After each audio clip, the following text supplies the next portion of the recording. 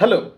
కొద్దిసేపటి క్రితం group 1 mains పైన honourable Telangana high court single bench judge గారు తమ తీర్పును వెలువరించడం జరిగింది. ఆ తీర్పు సారాంశం ఏమిటి, ప్రస్తుతం గ్రూప్ 1 పైన నెలకొన్న పరిస్థితులు ఏమిటో ఈ వీడియోలో పరిశీలిద్దాం. గ్రూప్ 1 మెయిన్స్ ఫలితాలు ప్రకటించిన తర్వాత, అనగా మెరిట్ లిస్ట్ని ప్రకటించిన తర్వాత వాటిపైన అభ్యంతరాలను వ్యక్తం చేస్తూ కొంతమంది అభ్యర్థులు సర్వీస్ కమిషన్కి, తెలంగాణ పబ్లిక్ సర్వీస్ కమిషన్కి ఫిర్యాదు చేయడం జరిగింది. అదేవిధంగా మరికొంతమంది అభ్యర్థులు తెలంగాణ రాష్ట్ర హైకోర్టులో పిటిషన్ వేయడం జరిగింది తమ అభ్యంతరాలను వ్యక్తం చేస్తూ. ఎలాంటి అభ్యంతరాలను గ్రూప్ 1 మెయిన్స్ రాసిన అభ్యంతరాలు, అవకతవకలు ఏం జరిగాయి అనే విషయాలని మనం ఇంతకుముందు వీడియోలో చేయడం జరిగింది, చాలా వివరంగా వివరించడం జరిగింది. వాటిని ఒకసారి పరిశీలించండి. ఈరోజు జడ్జిమెంట్ వచ్చింది.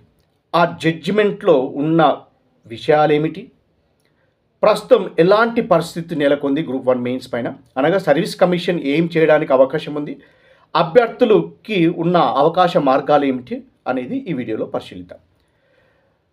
Honourable high court single bench judge గారు ఇచ్చిన తీర్పు సారాంశం పాయింట్ వైజ్గా. Point number 1, group 1 mains merit లిస్ట్ని రద్దు చేసింది. అనగా సర్వీస్ కమిషన్ ఇప్పటివరకు ప్రకటించి సర్టిఫికేట్ వెరిఫికేషన్ కంప్లీట్ చేయన ఆ మెరిట్ లిస్ట్ని రద్దు చేసింది, క్యాన్సల్ చేసింది. ఇది point number 1.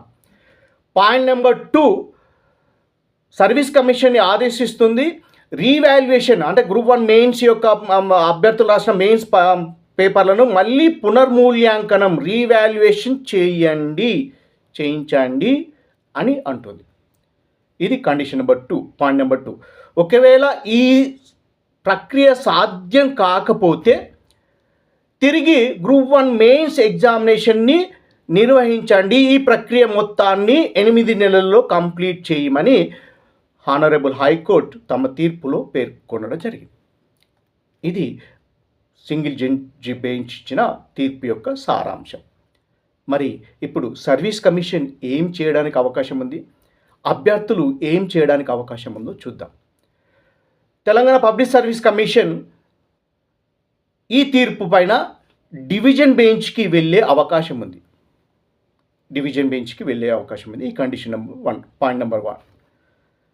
Point number 2, revaluation చేసే అవకాశాలను పరిశీలించవచ్చు. అంటే రివాల్యుయేషన్ చేయడం సాధ్య అసాధ్యాలను పరిశీలించవచ్చు. ఒకవేళ సాధ్యమైతే ఆ ప్రక్రియను చేపట్టవచ్చు.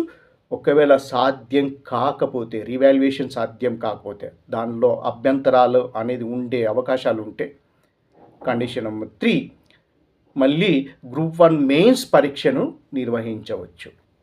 ఈ ప్రక్రియ మొత్తాన్ని 8 నెలల్లో కంప్లీట్ చేయాలి. మరి అభ్యర్థుల వైపు గ్రూప్ 1 మెయిన్స్కి సెలెక్ట్ కాని, అంటే సర్టిఫికేట్ వెరిఫికేషన్కి మెరిట్ లిస్ట్లో సర్టిఫికేట్ వెరిఫికేషన్ లిస్ట్కి సెలెక్ట్ కాని అభ్యర్థులకు ఒక ఊరాటగా భావించవచ్చు.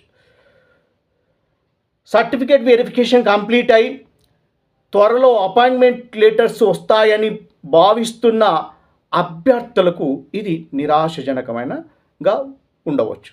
వారు కూడా డివిజన్ బెంచ్లో ఫిర్యాదు చేయడానికి, అప్పీల్ చేసుకోవడానికి అవకాశం ఉంది. ఏమి జరగబోతుందో త్వరలో కొద్ది రోజులలో మనకు స్పష్టత వచ్చే అవకాశం ఉంది. I wish you all the best.